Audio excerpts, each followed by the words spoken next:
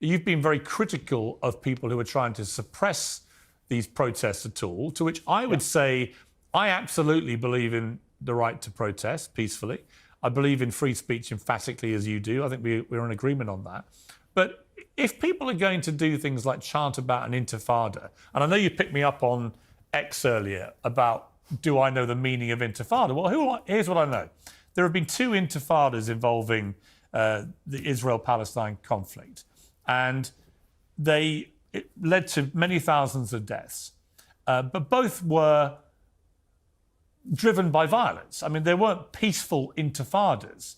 By very definition, these uprisings were violent and involved extreme violence, particularly the second one, which involved blatant acts of terrorism. So that is my understanding of an intifada. There have also been many other things in the last 30 years in the world which have been dubbed intifadas.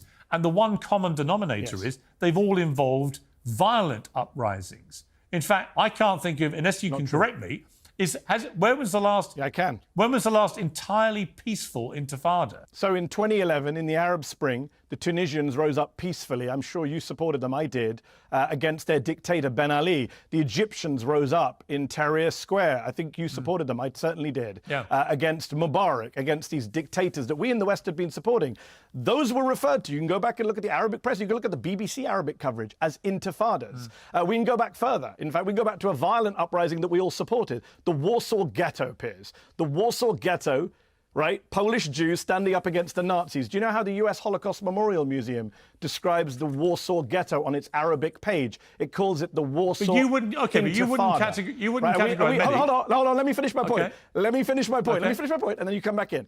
The Warsaw Intifada, we're not calling the Jews in Poland who stood up against the Nazis as terrorists. So no, I don't believe that intifada in and of itself is a terroristic or violent phrase. And the first intifada was largely non-violent for the first year. Palestinians were killed at a rate of 27 times the number of Israelis who were killed. Rabin, do you remember Rabin, Nobel Peace Laureate? Yeah. He said, break their bones. The violence came largely from the Israeli side in the first intifada. So just to be clear, that's what intifada means, uprising. These students are not calling for violence. They're not. If they wanted to, they'd call for violence. They'd call for suicide bombings. They're calling for an uprising, Piers. Yeah, but they're calling for an intifada. They're chanting about intifada.